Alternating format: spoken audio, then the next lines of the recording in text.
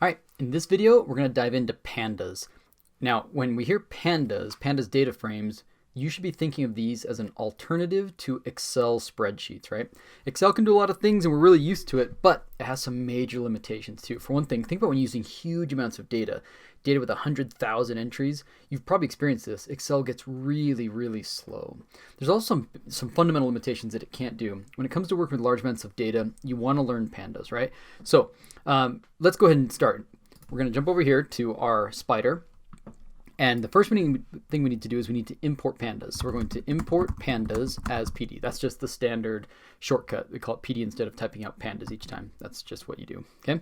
We're also going to grab some other useful code, right? So we're going to grab NumPy in case we need to use it. We're going to grab matplotlib pyplot so we can make a couple basic plots. And then we're going to grab this interesting thing from pandas profiling. We're going to import profile report, right? I'll show you what that does in just a moment, okay?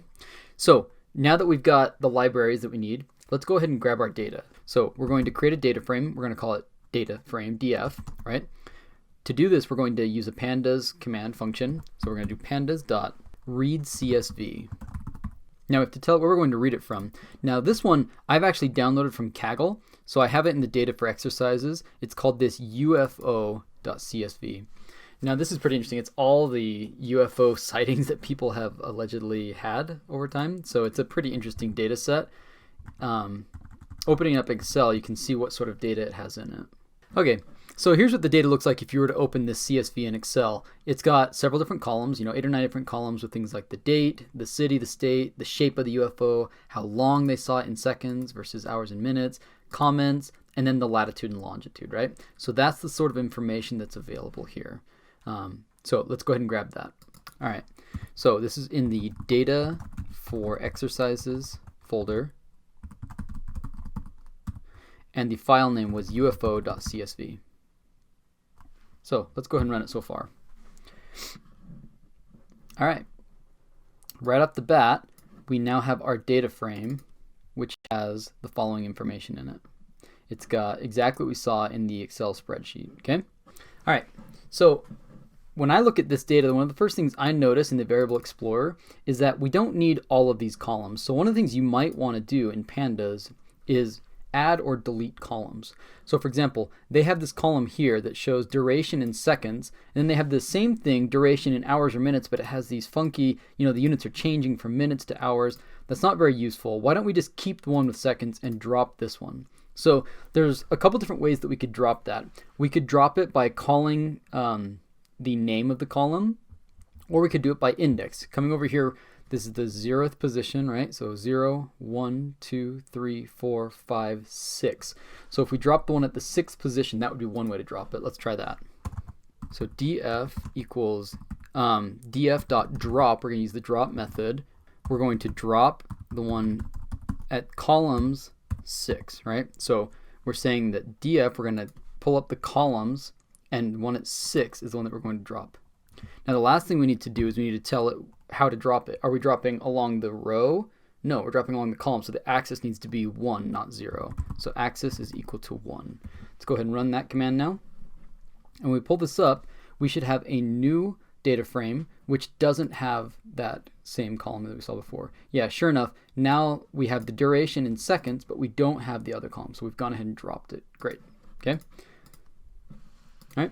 Now we could also drop it a different way. We could say that data frame equals dataframe.drop, and then we could just give it the name of that column, which was duration, one space, and then it was hours, minutes, close like that.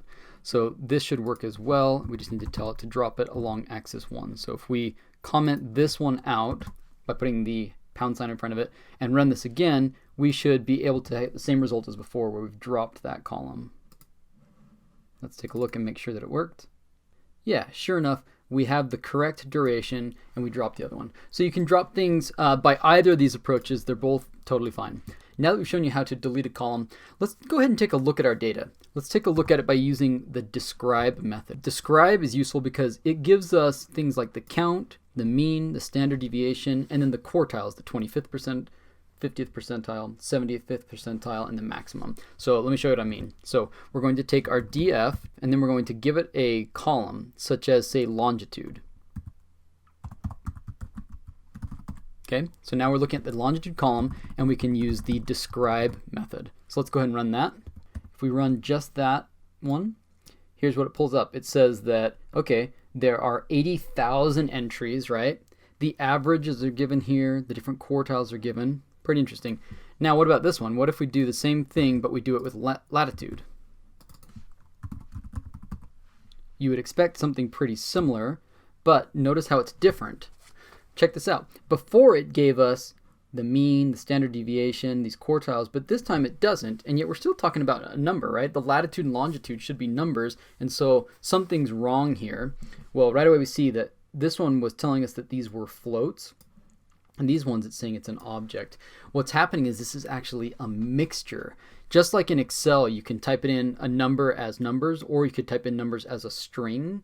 There's a mixture of numbers and strings here, and that's what's getting this wrong on this. There's a really cool tool that Pandas has with this profile report that helps us catch things like this. Let's show you how to use it. Okay, I've just copied the code over from when I did it last time. You can save the profile, so we're going to run the profile report by making a copy of our data frame, so df.copy, right? Copy makes sure that we make a copy of it so we don't modify the original. We're going to name it whatever we want, so this gives it a title. We're calling it the Pandas Profiling Report of the UFO Dataset. We're going to save that as a profile, and then we're going to print that as an HTML. So let's go ahead and run that. What this does is it gives us much more descriptive statistics than just the describe method is able to do. Okay, so that took a minute for it to run, but now it's done, and we can go ahead and open this up. So it saved it to the same folder where I've been working out of, and it called it profilereport.html. When I open this up, it's going to open it up in my browser, and it has just a ton of information, right? It says here's all the information that's in that Pandas data frame, right? It's telling me for the different variables, right, that are out there. It says which ones are high cardinality, meaning that those are categorical, like cities, right, or state, right? Very high cardinality because there's not that many states, right? There's 50 states in the United States. Okay. It also has a lot of really other cool things like warnings, right? If you come here, it'll show you where there are missing entries, right? Here's the warnings it's giving us. It says, hey, under country, 12% of the countries have missing values. So it's just not a number there. That's really important. Maybe you need to know the country name. And so this would tell us that we need to either fix those or drop them or something. Okay. So this just gives you much more information than the simple describe method. It takes a little bit longer to run, but a very, very cool tool and one you should be aware of. All right. So I'm going to go ahead and comment these out. We're not going to be using that right now. So you just hit Control-1, you highlight it and then hit Control-1 and that will comment the section out. And let's show you some other cool things that this can do. All right, let's say we wanted to rearrange the columns. You wanted to change their order. Well, you could do that pretty easily. Here's how you go about it, right?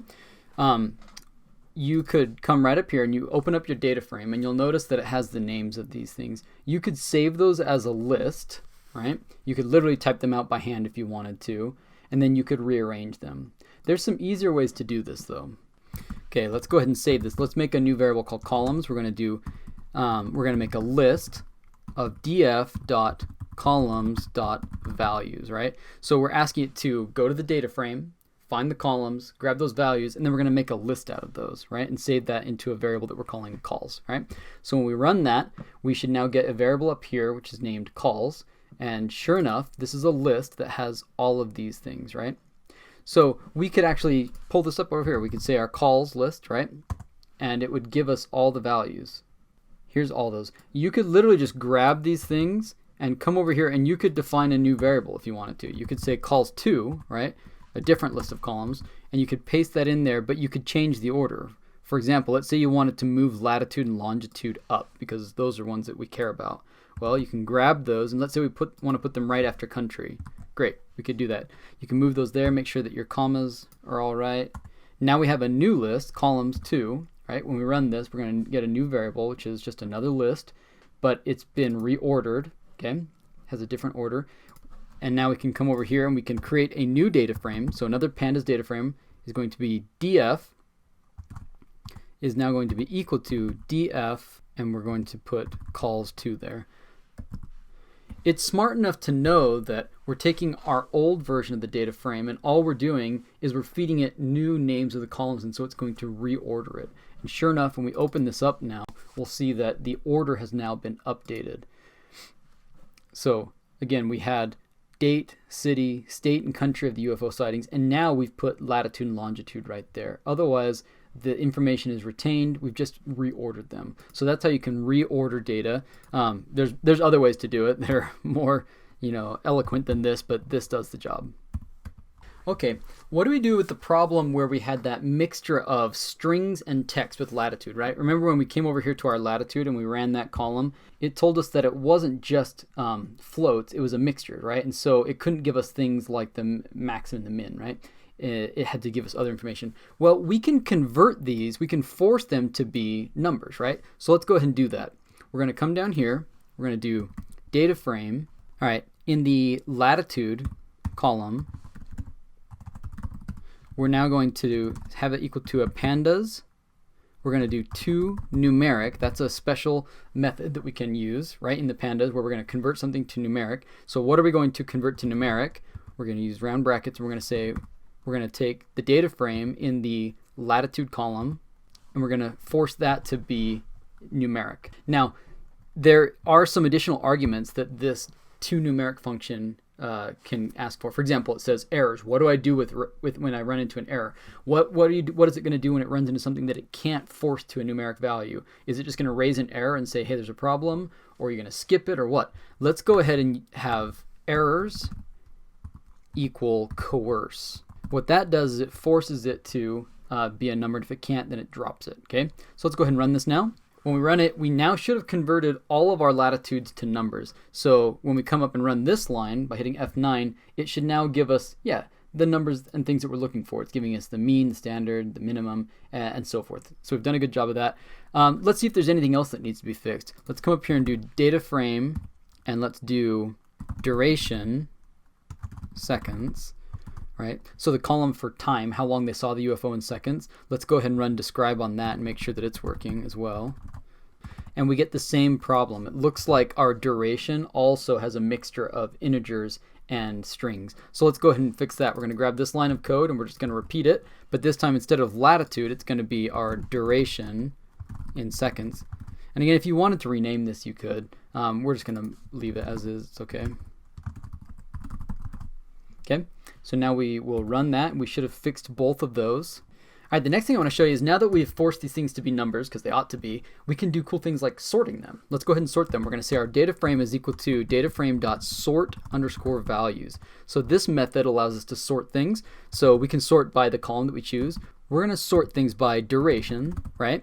Okay, so if we run this now, we're going to get our exact same data frame as before, except it's going to be ranked from very short times when they saw things up to larger ones, right? Okay, sure enough, under duration over here, you can see things that took like a millisecond all the way up to, some much higher numbers. Now, something I think that's really cool is you can, using this sort values method, you can sort by more than one thing at a time. So let's say we want to first sort by seconds, but then we want to sort by latitude, okay? So great, we can just add another argument here and we can put latitude. And what it's going to do is sort first by duration, then latitude. So let's go ahead and run it. Because we're sorting by two things, it's now a list. We have to give it the square brackets so it knows that it's a list coming in. Sure enough, it's still sorting first by duration, but then look at all these ones. Going from all the way down here, these all have the same duration, but it's sorting by latitude now. It's going from 41 to 42, 44, 45, all the way up to 60, right? So that is a really powerful tool to be able to sort things in a built-in way. Think about trying to do this in Excel. We can easily grab a single column in Excel and sort things, but trying to have different things sort categorically like that is not nearly as simple. So we're already doing things that Excel can't do. Now, what if you try and sort something that isn't a number? For example, in our data frame, we had the shape of the object. Was it a circle? Was it a triangle? Well, we can sort those as well. So let's take this exact same thing as before.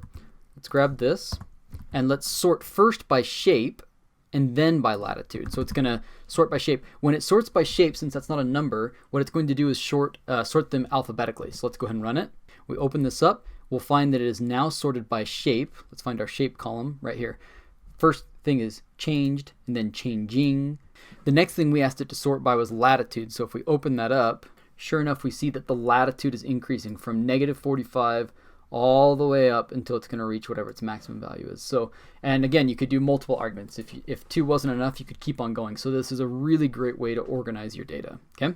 All right, another thing that you might want to do is create a new data frame as a subset of your previous data frame, right? So what we're going to do is we're going to take and we're going to make a data frame 2. Now, it's very important. You can't just say that data frame 2 equals your previous data frame df, because this is object-oriented programming. And so the object, this group of data, exists as an object, and they just have a label, df, pointing to that object. And if we make another label, df2, it still points to the same object. So if I modify the second one, df2, and I think that I've made its own individual copy, I'm still actually modifying the original. So if you actually want to make a copy, then you need to do this copy command. So df2 is equal to a copy of our original data frame, right? We want to do that.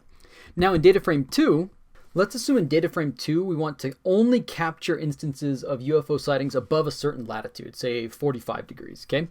Well, we can do that. We can say that df2 equals df2 dot loc, right? So that's a method where you're going to locate under certain conditions, okay? Now the condition is when the df2 latitude, wherever that is greater than 42, we want to capture that. So let's go ahead and run that. And we should see that df2 is going to be a new pandas data frame, and it's already smaller. Look, the original was 80,000 entries. This one's only 24,000 entries. And when we look at it, sure enough, all these latitude values are over 42,000, okay? So that would be one way to do it. There's other ways though. For example, let's say we want to do the exact same thing, but we also wanted to only keep instances where the duration was over 10,000 seconds, right? Let's do this a different way. Let's first by creating a list of booleans that satisfy the conditions, right? So we're going to create one list of booleans. We'll call this boolean for latitude, okay? And this is equal to df2 in the latitude column, where it is greater than 42. So what this is going to return, if we run this line of code, let's go ahead and run it. If you look at this, this is now going to provide a series, right? And if you open it, it's going to be a bunch of trues and falses that represent where these things were happening at. And now it keeps the original index that was stored in the pandas data frame that we had previously, right? Now we're going to do the exact same thing, but we're going to, this time it's not going to be boolean for latitude, it's going to be for duration. So let's rename this variable for duration. It's going to be not based off of latitude, but for duration in seconds, that column. And it's going to be anytime that it was longer than 10,000 seconds, okay?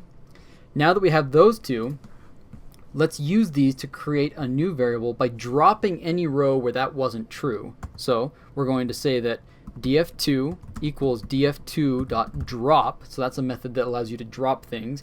You can drop either by column or by row. We're going to drop by row. So what are we going to drop? We're going to drop by df2.location, and we're going to do so where the Boolean latitude is, right? In other words, where that shows up as true, we're going to drop those. So it's going to drop actually everything over 42, okay? Now, we need to tell it how we're going to drop things. So we're going to put axis equals 0. That means it's going to drop along the row. Okay, that didn't work because we forgot to put index here. It's basically saying drop it at these indexes, at the index in this Boolean latitude where that was set to true. Now let's go ahead and run that. Our original data set was 80,000. We know that 24,000 of those were above 42, and now we've dropped all of those that were above 42. So we're left with the 56,000 or so that are less than 42. So if we open that up, we better not see any with latitude over 42. Let's just do a quick double check. Yeah, sure enough, all of our latitude values are less than 42. Let's rank it just to be sure. Ranking it, yeah, it goes up to 42, but not above. Okay, great. Now let's go ahead and do the same thing and drop all the ones that had shorter durations than 10,000 seconds. So we're going to grab this exact same line of code. We're going to copy it in. And now instead of dropping it based off of Boolean of latitude, we're going to drop it off of the Boolean duration. Okay, we run that, and that's going to shrink our data set even further. It goes from 56,000. It's going to be now smaller. It's down to 55,000. Okay, so that is how we go about. Again, it dropped everything over 10,000. It kept everything under 10,000. If we wanted to, we could actually print the shape of our new thing here. So we're going to call this our cleaned data frame, where we've changed things based off of conditions. We're going to print the cleaned shape, and then we're going to use these curly brackets. By putting F in front of this, what we print, it allows us to do a really slick way of printing things where you can just use curly brackets and then put an actual variable in here, df2.shape. It's a much slicker way to do this. So that allows us to now print the shape of this thing, and our cleaned data frame shape is 55,075, just like it is above. Great. Well, what else can we do with pandas that's awesome? Something really great that it can do is value counts, right? So let's come down here and show you how value counts work. Value counts is a cool method that it can do that's counting things based off of how many values have the same value. So for example, there's different shapes of UFOs. So let's go ahead and count how many of the different shapes there are, right? We'll call it X, right? And this will be equal to df2. Well, let's go back to our original data frame, df, and then we're going to do this on the shapes column, and then we're going to do value underscore counts. So let's go ahead and run that. We should get a new variable X, which is going to tell us how many there are of each type. So it doesn't like shapes. I think it's actually called shape, not shapes. So let's run that again. We should get our now variable X popping up. Oh, okay. With value counts, you have to put the close parentheses after it. Open and close parentheses to make sure it's a method. So let's run that one more time. Now we should get our variable popping up. Sure enough, here's X, and it's going to show us by shape how many instances there are. So by far, when people saw UFOs, light, calling it a light as the shape was the most common. 16,000 entries, right? Then triangle, then circle, then fireball, and it goes down from there, all the way down to weird things like a hexagon, okay? All right, so that's value counts, a great tool. Well, we could take that and we could actually plot with it, right? We could do, let's grab this line from above. We're going to take those value counts, and then we're going to do dot plot and then dot bar. So this uses a function built into Pandas, which allows us to do a bar plot. So let's go ahead and plot that. Then we come over here once it's done. Under the plot window, when you hit that, it's going to show us, sure enough, that same information that we saw before, but now it's plotted in a bar plot, which is useful. Okay? What else can we do? There's another really cool function or method called group by. Okay? Group by allows you to group things first and then do subsequent actions. For example, let's say we want to group things by shape, and then we want to see the average value of latitude, longitude, duration. Great, we can do that. Here's how we're going to do it. We're going to say, we're going to do data frame dot group by. Now to tell it what to group it by, so we're going to use these parentheses, and we're going to tell it group by shape, and then we want it to give us the mean. Let's store this as a variable so we can explore it. We'll just call it y for a moment. Come over here to our variable explorer once the code has a chance to run, and here's our new variable. Y is equal to, notice that the index, it's automatically taken shape, which we grouped it by, and made that as the new index, right? It did that automatically. And then any column where it could actually calculate a mean, it did so. Things like date or comment, it can't calculate a mean of, so it didn't bother. But these numerical columns, it went ahead and calculated a mean. You could have done a maximum, though, or anything else. So this is a really great way to get quantitative statistics by groups in your data. So very powerful tool. All right, what if we want to do some plotting with our data, right? In your data set, maybe you want to plot, say, UFO sightings by latitude and longitude. Let's try that. So over here, we're going to do PLT. Remember up here, we brought in matplotlib.pyplot as PLT. So that's going to open up the pyplot library for us. So we're going to do PLT, and let's just do a regular plot first. When you plot things, again, if you haven't done this before, you can see that it will tell you what to expect for you. You can click on the documentation and see it. What I know is it's going to ask for things like X and Y. So for X, let's give it df at the, let's see, longitude goes along the x-axis of the Earth and latitude goes up in the vertical direction. So let's give it longitude first, and then we'll plot for y-axis df latitude.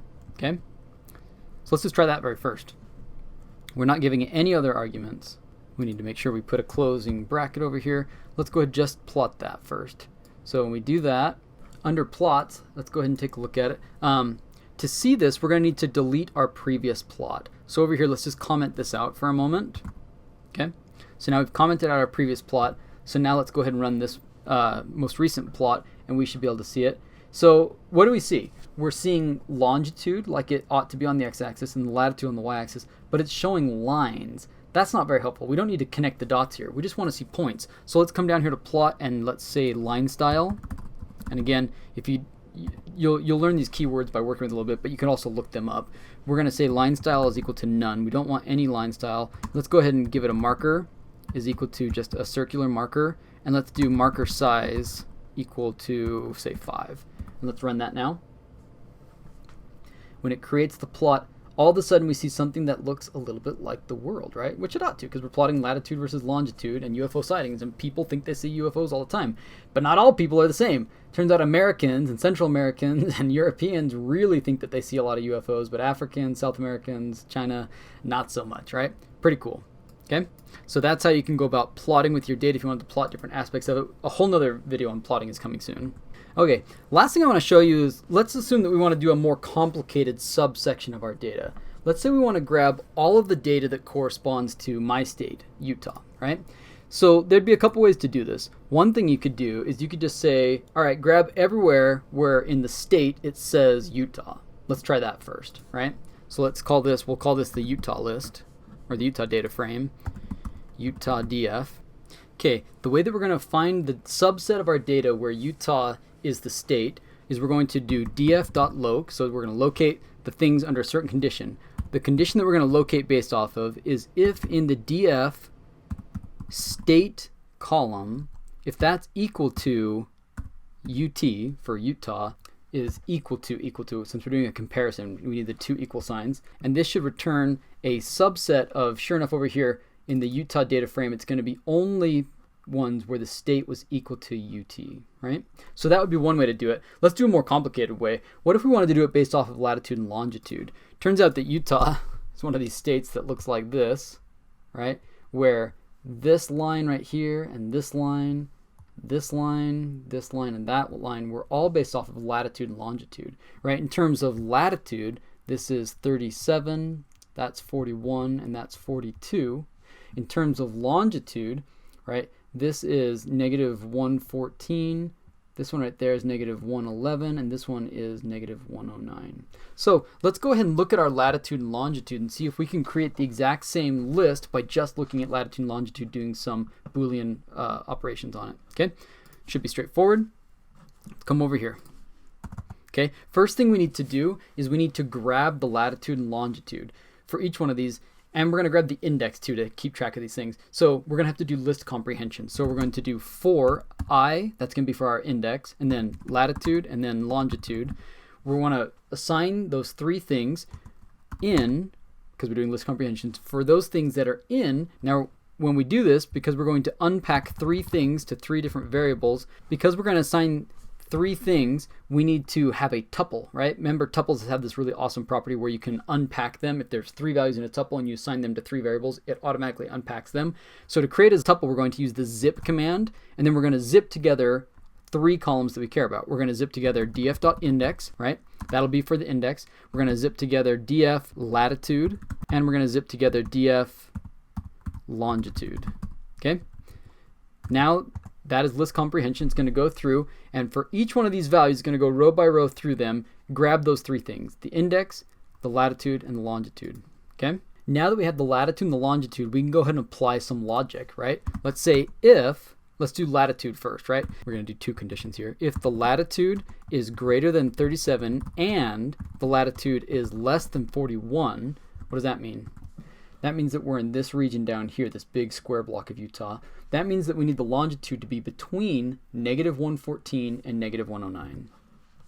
So we're going to say, and this other condition where the longitude is greater than negative 114 and the longitude is less than negative 109, then the condition of that can be that the data frame, we're going to use the at method. So at index I, in the column Utah, which wasn't even created yet, we're creating a new column. We're calling it Utah, meaning is it a Utah or not? And we can set that equal to true. So that will catch some of the Utah UFO sightings, but not all of them. So now we need to do an elif, right? So else if. Now we're going to have another one that's very similar to this one, but it's slightly different. This is going to capture the top part of Utah. So now if the latitude is greater than 41, but less than 42, and the longitude goes from negative 114, but it doesn't go out to 109, it only goes to 111 this time, okay? Then we get the exact same thing, that we're going to preserve that same value at that same index, and we're going to say that it's equal to true, right? So, great. And then the last thing we need is an else, right? If it's not that case, right, then we want the opposite. We want it to be set to false, so it's not including Utah, all right? So we're going to say false. Okay. when we use the at command, that just says where it's located, and now we can set the value out over here. My mistake. So with the at df.at at that position in that column, we have to set it equal to that. Let's try this again. Close that. Equal to that. Okay, let's try that again. So we've created our new data frame from before, which is just like the other one, except we should now have a column that's going to put at the very end where it's called Utah, and it says whether it's true or false. So now let's go ahead and create a final data frame with just these Utah entries. To do that, we'll just call it data frame 3. This is equal to data frame.copy, so we'll make a copy of our initial data frame. And then we're going to say that data frame 3 is equal to data frame 3 dot drop. Now what are we going to drop? We're going to drop df.loc. Everywhere we're going to drop where df Utah, it's going through and it's checking for it. Yeah, sure enough. So check it out. We made a data frame of Utah UFO sightings a couple different ways. One is we just had it check for the state column to see if it was Utah. But if that was missing for some reason, if there was a bunch of missing values there, but they really did occur in Utah, but the state column had missing values, that would have some errors. Meanwhile, we could also do it by looking at our data frame in this approach by looking at latitude and longitude. Now, interestingly, these don't exactly match up. 733 versus 743. I'm guessing what that came down to is probably in some instances, the latitude and longitude was actually technically outside of the Utah boundaries, but they called it a Utah sighting because maybe it was close to the border or something. We'd have to take a look at those and see. Okay, let's do one last thing with Pandas data frames. Let's say you want to look for something on whether it contains a certain text and then take an action. For example, let's say you're working for the government and you don't like all these people talking about alien sightings. So you're going to go through this data set, and everywhere that it mentions UFO or alien or something like that, let's say you want to redact it. Okay, to do that, we're going to start with doing df.location, right? So we're going to look through at the specific locations of anywhere where it has df in the comments column dot string dot contains, and then we do the method for contains. We're going to check for the text UFO. We're going to throw out, if there's nothing there, if there's not an entry, we don't want to call an error, so we're just going to throw out using NA equals false anything there where there wasn't a comment. And if there was the word UFO, then we're going to modify the comment column to say XXX redacted. Right? So let's go ahead and try that. And now when you open this up, anywhere where it actually used the word UFO before, we've now replaced it with this XXXX redacted, right? But you could do whatever you want there. In fact, you can actually do multiple things. If you wanted to modify two columns, like let's say if it had the word UFO, you wanted to get rid of the latitude and longitude, you could get rid of those as well, right? So let's go ahead and try that. So instead of just changing the comments, let's go ahead and make this a list of things that we're going to change by putting square brackets around it. So we're going to get rid of the latitude, let's say. So, oops, get rid of our caps lock. So we're going to also change the latitude column. It's going to say redacted in that one, and it's going to say position hidden in the other column, right, in the latitude column. Okay, so now let's go ahead and run that, see what we get. When we open this up, again, anywhere where it said the word UFO in the comments originally, we should see, sure enough, XXXX redacted in the comments, and we now see position hidden in the latitude. So you can do some really powerful things here that go far beyond what you can do in Excel. I hope that this was a primer on some of the cool things you can do by working with Pandas. We're going to get a chance to work a lot with them this semester.